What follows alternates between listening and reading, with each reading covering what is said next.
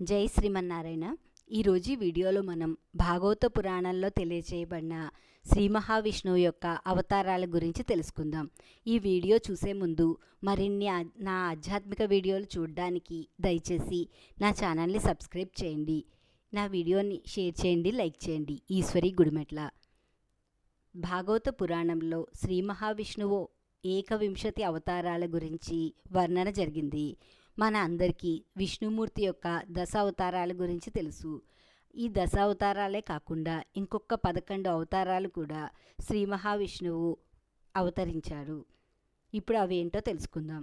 శ్రీ మహావిష్ణువు యొక్క మొదటి అవతారం సనక, సనంద, సనాతన, సనత్ కుమారులు అను పేర్లతో 4 బ్రాహ్మణులుగా అవతరించాడు. ఇదే శ్రీ మహావిష్ణువు యొక్క మొదటి అవతారం.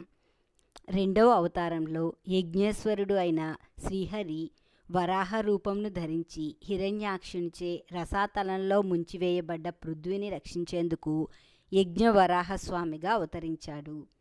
మూడో అవతారంలో శ్రీ మహావిష్ణువు నారద మహర్షిగా రూపం దాల్చి నారద పాంచరత్నములను లోకమునకు అందచేశాడు. నాలుగో అవతారంలో స్వామి ధర్ముడు పత్ని అయిన మూర్తియందు నరనారాయణులుగా అవతరించి లోక కళ్యాణం కొరకు బదరికా ఆశ్రమంలో తపస్సు చేసెను. ఐదో అవతారంలో కర్దమ ప్రజాపతి దేవహూతులకు కపిల మహర్షిగా జన్మించి కపిల గీతను బోధించాడు.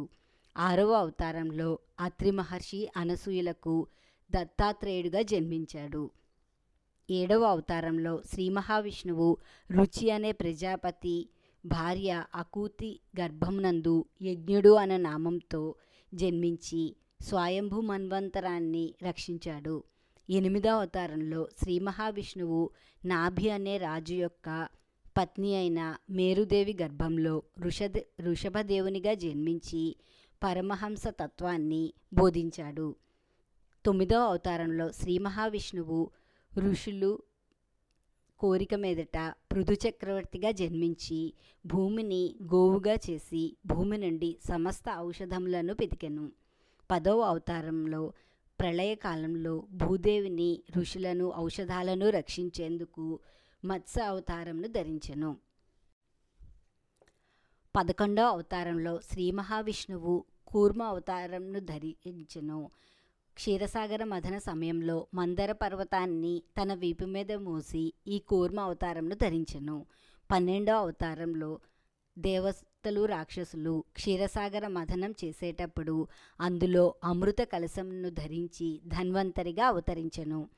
13వ అవతారంలో మోహినిగా అవతరించి క్షీరసాగర మథనంలో వచ్చిన అమృతాన్ని దేవతలకు పంచెను.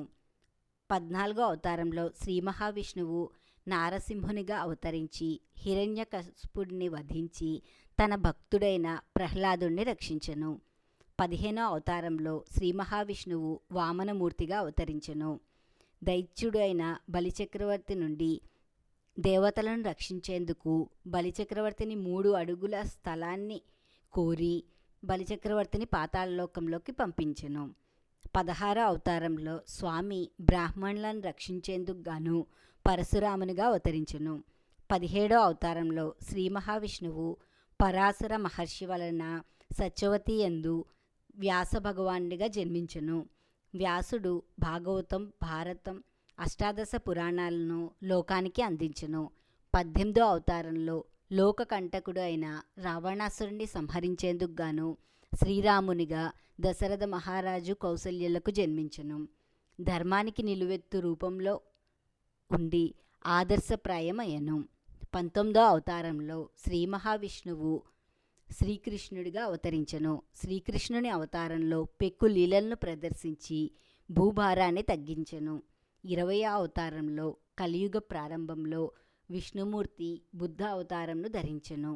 21వ అవతారంలో శ్రీ మహావిష్ణువు కలియుగం చివర ధర్మాన్ని రక్షించడానికి కల్కిగా అవతరిస్తాడని భాగవత పురాణంలో తెలియచేయబడింది. ఈ విధంగా శ్రీ మహావిష్ణువు యొక్క అవతారాలు అయిన ఈ ఏకవింశతి అవతారాలు అనగా 21 అవతారాల పేర్లను ప్రతిరోజు పఠించడం వల్ల ఆయువు ఆరోగ్యం కలుగుతుందని భాగవత పురాణంలో తెలియజేయబడింది. ఈ వీడియో మీకు నచ్చితే నా ఛానల్ని సబ్స్క్రైబ్ చేయండి. ఈశ్వరి గుడిమెట్ల.